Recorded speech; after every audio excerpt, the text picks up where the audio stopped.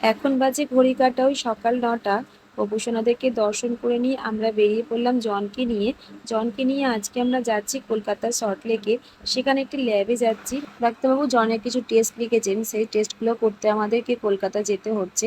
আর জনের এই প্রথম গাড়ি চড়া। জন কিন্তু ভীষণই এক্সাইটেড হয়ে আছে। আর জনের শরীরটাও কিন্তু খুব একটা ভালো নেই। জনের যেই জিনিসটা আগেও হয়েছিল সেটা কিন্তু আবারও হঠাৎ করে হয়েছে। সেই কারণে ডাক্তারবাবু কিন্তু ওর বিভিন্ন রকমের টেস্ট দিয়েছেন, সেই টেস্টগুলো আমরা করতে যাচ্ছি। দক্ষিণেশ্বরের মাকে দূর থেকে প্রণাম করে নিলাম।